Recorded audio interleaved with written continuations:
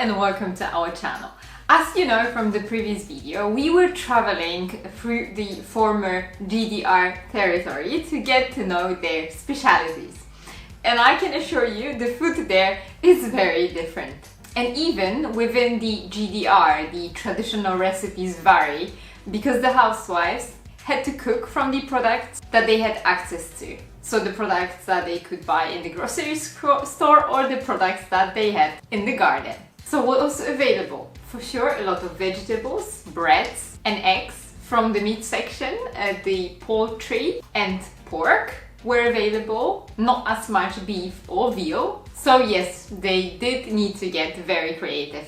We started our culinary journey to the former GDR territory with the soups. In Radebeck, which is a small city next to Dresden, we went to a restaurant that specializes in making soup and we ordered this Sächsische Kartoffelsuppe, so the Saxonian potato soup. As you know, there are a lot of variations of potato soup here in Germany and we really wanted to try this one. The soup had a lot of soup vegetables, as well as onion and potatoes. It was spiced with marjoram, allspice, pepper and salt. And because it didn't have any bacon or cream, Matthias didn't like it too much. Not sure if this is always the case or they just did want to offer this soup also vegan. I went for Soljanka because I love everything what is tart and rich. The soup is one of the most popular dishes of East Germany and it has Russian origins. At the beginning the soup was very plain, it was prepared with a fish broth. To make the soup more filly, people started adding more components to it. And therefore the soup became richer in ingredients and taste. The soup has so much going on. It contains pickled cucumbers, lemon. It also has ketchup or tomato puree, different sausages and lecho, which main ingredients are tomatoes, peppers and onions. The dish was topped with a sour cream. And by the way, if you would like to try it, I do have a recipe on my blog to it. I will put the link to it in the description box down below and in the top right corner. So this is usually pork neck steak that is breaded and then pan-fried. It's covered with a diced pork or chicken that is cooked in the white sauce and baked in the oven, covered with a slice of Gouda cheese. Traditionally, it is served with a French fries and steamed green peas. But as far as I can see, the Matthias had a little vegetables with it. There was also lemon on the side and they did serve it with a Saxonian Worcestershire sauce.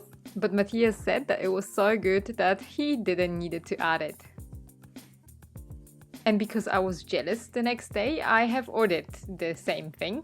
But unfortunately, this one wasn't as good as his, although it looked very good. Mine had the chicken meat that was cooked in the white sauce.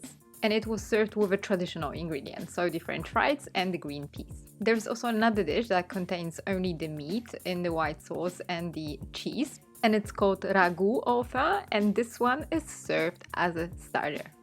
Such a goulash I have never eaten in my whole life. This is called Feuerfleisch. Feuerfleisch is made of pork, a lot of vegetables and spices that makes it so unforgettable. The meat was extremely soft and I could find there a lot of onion, paprika and very surprisingly also pickled cucumber.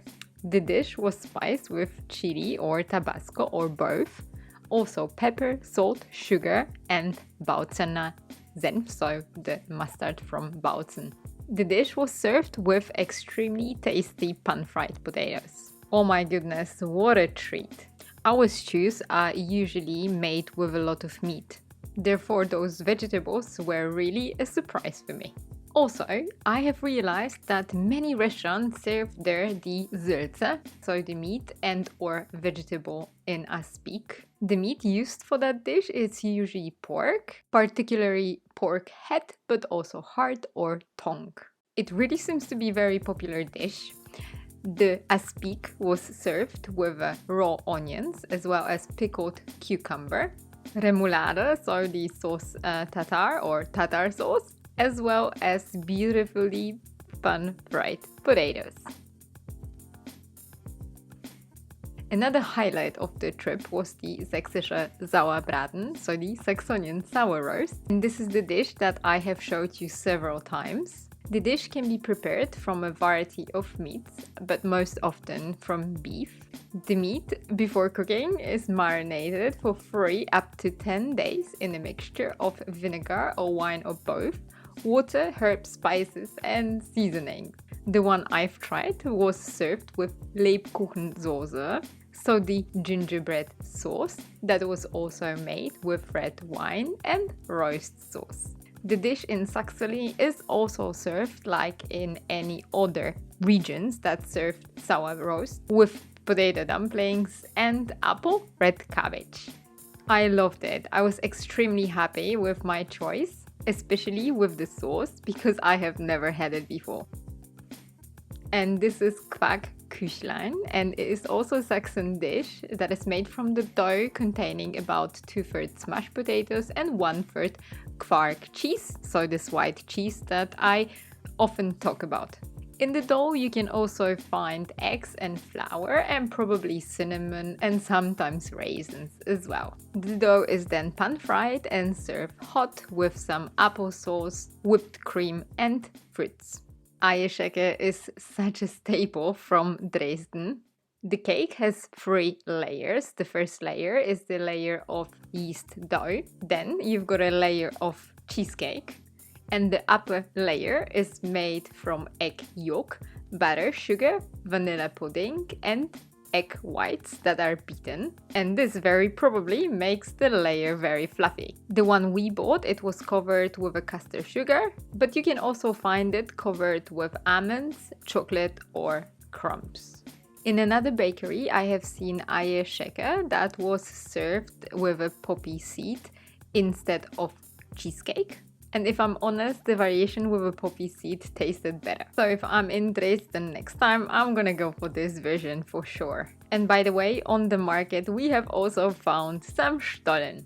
We also went to the local supermarket and we found there the Bautzen mustard. And this is one of the most famous products of East Germany. And for sure the most beloved mustard there. Like in the west of Germany, we eat our Tommy. In the east of Germany, they have then Bautzener Senf. In Bautzen, they produce a total of 15,000 tons of mustard per year. What surprised me a lot was that how much meat they've got in the glasses. It's crazy. I'm pretty sure that in Frankfurt we don't have as much.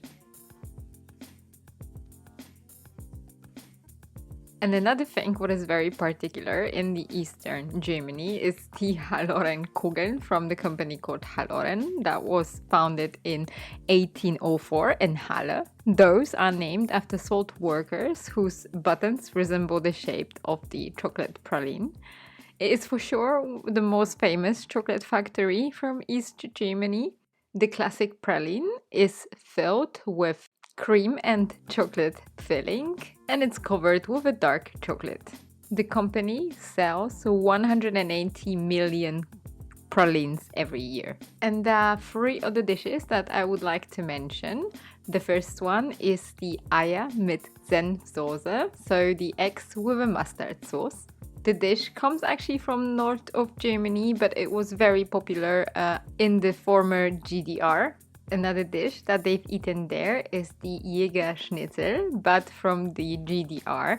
And this was made from the cooked sausage that is made with a finely ground pork meat. The sausage is cut into thick slices and then breaded like a schnitzel and pan-fried. The GDR Jägerschnitzel was traditionally served with noodles and tomato sauce. And another dish that you can actually try in the East German restaurants is Königsberger Klopse, and this is the dish that is named after the Prussian city of Königsberg. Originally, the meatballs were made with minced veal, but nowadays they're substituted with beef or pork that is mixed with anchovy, onions, eggs, breadcrumbs and spices. And those are served with a sauce that is made with roux, cream, egg yolk and capers.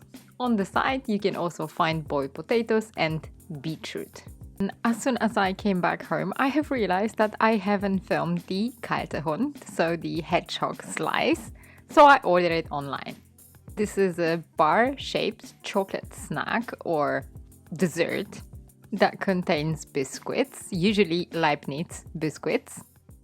The layer of chocolate used to be mixed with coconut oil or other vegetable oil for that matter, and therefore it was pretty messy, so sorry about that. Sometimes it also contained jam and cream. The recipe for the cake without baking here in Germany, it was developed in 1920. But I think that this recipe was very popular in the former GDR because those ingredients were mostly available there. The dessert in Germany has different names, so it's called Kalter Hund, so the cold dog, Kalter Schnauze, so the cold snout, or Kellerkuchen, cellar cake. I did really like this messy chocolate fat biscuit thing. I could also live with that. Thank you very much for watching. I hope that you did learn something new on this culinary journey through the former GDR. We certainly did. In the previous video we have showed you 7 specialities from Thuringia, which also belonged to the former GDR. So if you would like to know what they cooked there, I would highly recommend this video for you. Please let us know in the comments down below what is your favorite GDR recipe. And as always, thank you very much for watching and I'll see you next week. Bye!